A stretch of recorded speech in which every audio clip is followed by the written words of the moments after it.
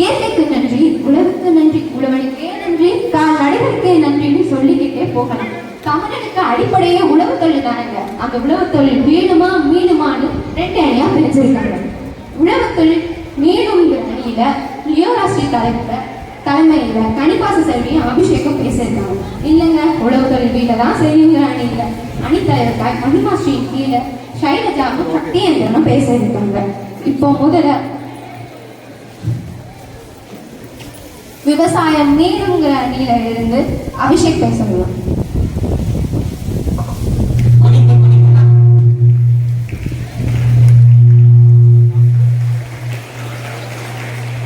குனிந்து குனிந்துதான் கூன் விழுந்ததோ என் ஏழை விவசாயிக்கு.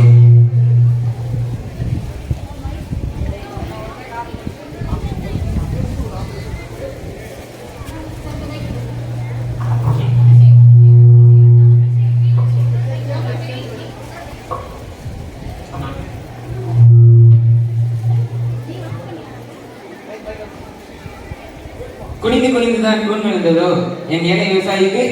அப்படி கூன் விழுந்தவர்களை மீட்டெடுக்க என் இளைஞர்கள் இருக்கிறார்கள் என்ற நம்பிக்கையுடன் என் உரையை தொடங்குகிறேன்.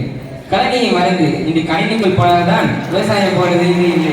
இது கணினியோடு கலனியும் சேர்த்து விஞ்ஞான பிரச்சனை மேற்கொள்ளப்பட்டது. நான் இப்போது ஒரு வரை கூறுகிறேன். அந்த வரிக்கு மட்டும் மாணவர்களிடமிருந்து கைத்தட்டல் வந்துவிட்டால் உலகின் வாழ்வு மீட்கப்படும். அப்படி கைத்தட்டல் வரவில்லை என்றால் உலகின் வாழ்வு மீட்கப்படாது என்று எடுத்துக் கொள்ளலாம். அல்ல போனா தமிழ உலகம் எல்லாமே வெற்றிமாக வழிதான் இனிமே எல்லாமே. பாத்திமர்களே, கரவோசையை இப்படிப்பட்ட இளைஞர்கள் இருக்கும் வரை உலகின் வாழ்வு கண்டிப்பாக மீட்கப்படும் என்று கூறி உரையை முடித்துக் கொள்கிறேன். நன்றி. அபிஷேக் அழகாக விவசாயத்தை பாடல்களின் மூலமாக சொல்லியிருக்கோம். இது எனக்கு ஒரு சின்ன வருத்தம் இருக்கு. என்னதான் நம்ம பெருமையை பாடல்களில் சொல்லாம நம்ம பழமொழியில நீங்க சொல்லியிருந்தீங்கன்னா அது இன்னும் அழகாக இருக்கும். இதனால உங்க ஆணைத்தனமான வாதத்திற்கு எனக்கு வாழ்த்துக்கள். அடுத்தபடியாக சக்தி என்று பேசுறேன். ஆரம்பித்த உடனேயே முடிக்கப்படுகிற நடுவர்களே, $200 கொடுத்து நம்ம பழைய சோறு வாங்கி சாப்பிட்டுதான் அமெரிக்காங்க. ஆனா நம்ம ஊர் காக்கா முட்டைக்கு பீஸா தான் பிடிக்குமா? அனைத்து பொருளையும் விளைவித்து விட்டு கடைசியில் ரேஷன் அரிசியே ஒழிகிறான் விவசாயி. அனைத்தையும் ஸ்மார்ட் போன்ல டவுன்லோட் செய்யும் நமக்கு அரிசியை டவுன்லோட் செய்ய உண்ண முடியுமா நடுவர்களே? இப்படி இருக்கும் நிலையில் விவசாய நிலை எப்படி மீளத்தான் செய்யும். வாய்ப்படுத்த சகோதர சக்தி என்று சகோதர சக்தி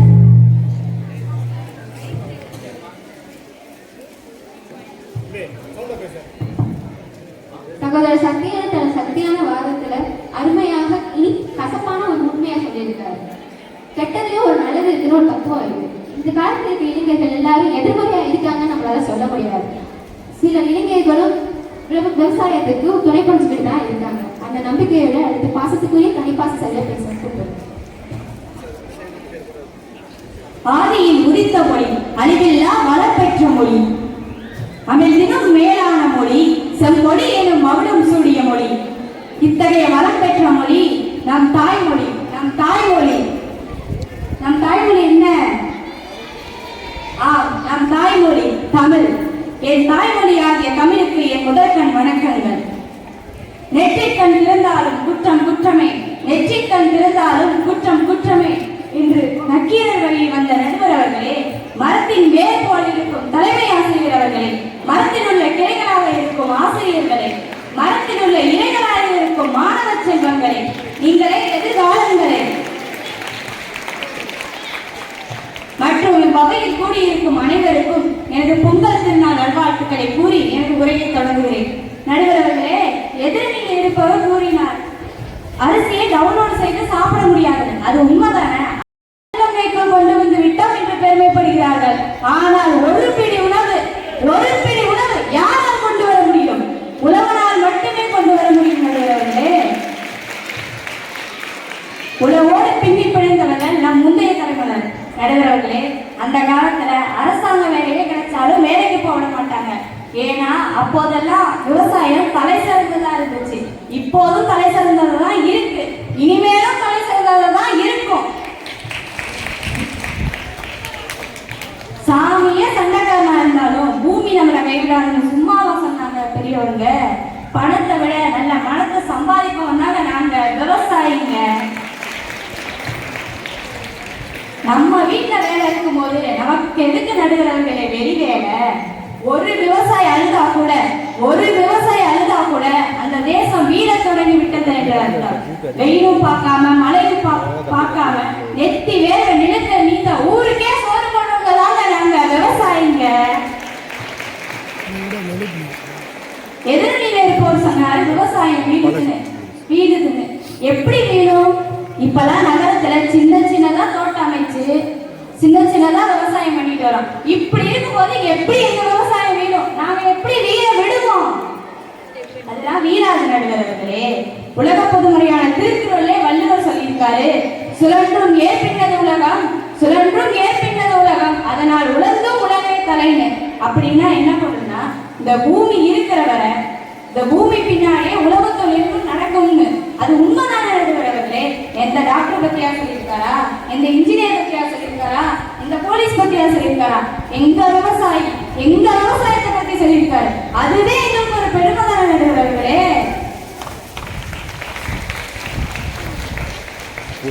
அது மட்டும் இல்லாம அரசாங்கம் இப்பெல்லாம் வேளாண்மையே ஒரு பாடமா எடுத்துட்டாங்க. ஏன்னா வேளாண்மைன்றது ஒரு நாட்டுல ஒரு முக்கிய பங்கா இருக்கு. அப்படியே சொல்லிருக்கு எங்களுக்கு ஒரு பெருமைதான நடுவர்களே. நீங்க ஒரு வேளை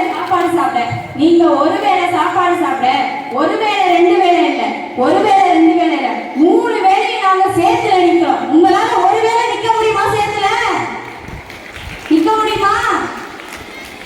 முடியாது. நாங்க நிற்போம். நிறைவா ஒன்று சொல்ற நடுவர்களே, இந்த பூமி இருக்கிறவரை, இந்த பூமி தாய் இருக்கிறவரை உலகத்தொழில் நடக்கும். அது எப்பயுமே வீழாது என்று கூறி என் உரையை முடிக்கிறேன். வாழ்க விவசாயம், வாழ்க விவசாயி. நன்றி, வணக்கம்.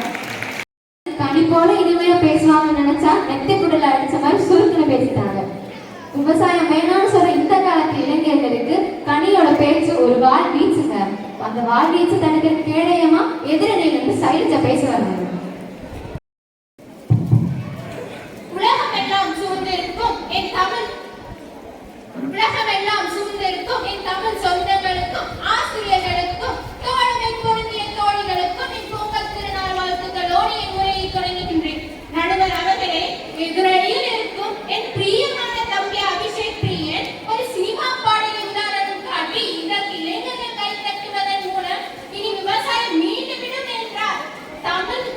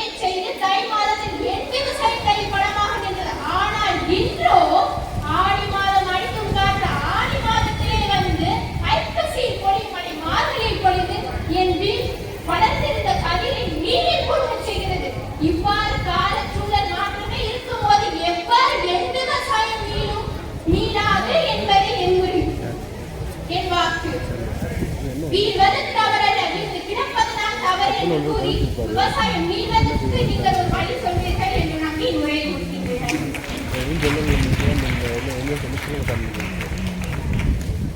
ஆங்கிலத்துல ஷைனா கூச்சம் போடக்கூடியவங்கன்னு அர்த்தம். ஆனா நம்ம சைடுல ஒரு பெண் சிங்காங்க.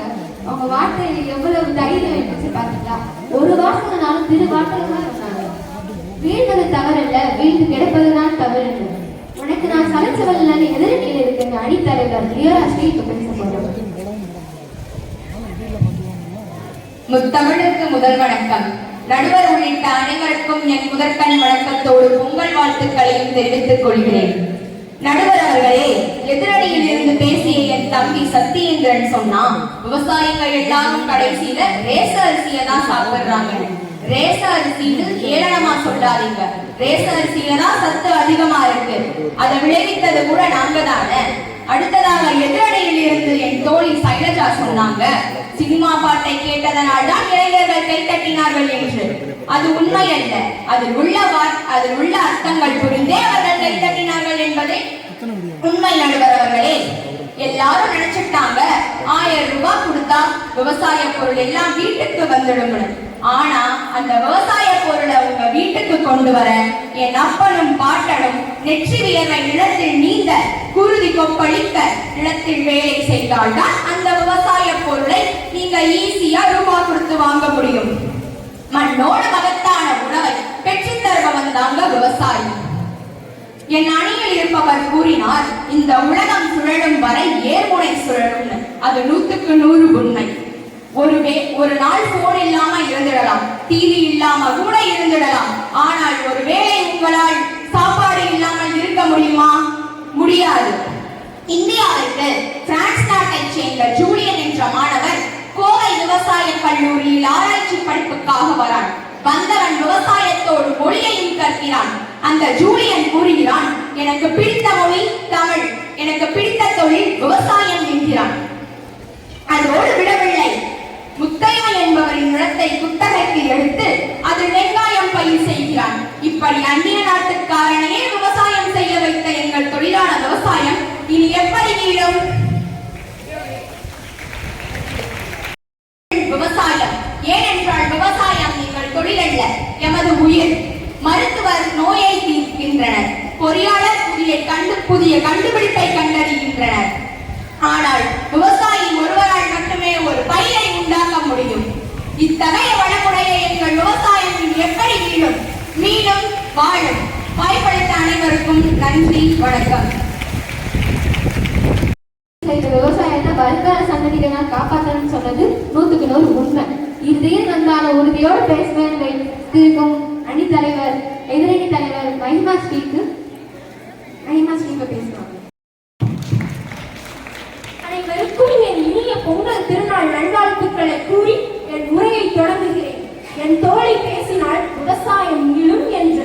இப்போது பல விவசாயிகள் அவர்களின் தேவைக்காக போராட்டங்கள் நடத்தி கொண்டுதான் இருக்கிறார்கள். விவசாயிகள் அதற்கு ஒரு எடுத்துக்காட்டாக ஒன்று கூறட்டுமா? பல விவசாயிகள் சேர்ந்து டெல்லியில் போராட்டம் நடத்தினர். 15 நாட்களுக்கு சோதனையின்றி உண்ணாவிரதம் இருந்தனர். இறுதியில் என்ன நடந்தது? பல விவசாயிகளின் உயிர்தான் போனது. என் அன்பு தோழி கனிபாசு செல்வி கூறினால், உள்ளங்கைக்குள் உலகத்தையே கொண்டு வந்து விட்டோம். ஆனால் ஒரு குடி நெல்லை உழவனால் மட்டுமே கொண்டு வர முடியும் என்று. ஆனால் அப்பாற்பட்ட உழவனின் வாழ்க்கையே வறுமையில் வாடுகிறது என்றால் அவன் உற்பத்தி செய்யும் பயிர்களுக்கு சரியான விலை அமையாததுதான். சரியான விலை அமையும் வரையில் இந்த விவசாயம் எப்படி மீளும் என்று நான் கேட்கிறேன். அரசாங்க வேலையே கிடைத்தாலும் அனுப்ப மாட்டார்கள். விவசாயம் செய் என்று கூறுவார்கள் என்றும் கூறினார்கள். ஆனால் இப்பொழுது எந்த தாய் தன் குழந்தை விவசாயம் செய்ய வேண்டும் என்று நினைக்கிறார்கள்? அனைவரும் தன் குழந்தை ஒரு நல்ல அரசாங்க வேலைக்கு செல்ல வேண்டும், இல்லை என்றால் ஒரு நல்ல வேலைக்கு செல்ல வேண்டும் என்று தானே நினைக்கிறார்கள்.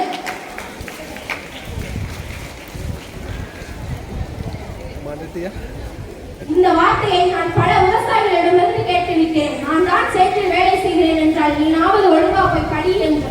பல விவசாயிகள் அவர்களின் குழந்தைகளை வெளிநாட்டிற்கு வேலைக்கு அனுப்புகிறார்கள். அப்படி என்றால் விவசாயிகளே இந்த விவசாயம் தன் குழந்தைக்கு வேண்டாம் என்று தானே நினைக்கிறார்கள். இப்படி என்ன இந்த விவசாயம் எப்படி மீளும் என்று நான் கேட்கிறேன்.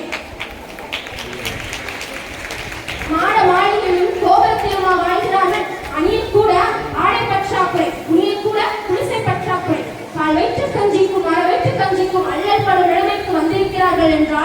என்னுடைய விவசாயம் வீழ்ந்து போனது என்றுதானே அர்த்தம்.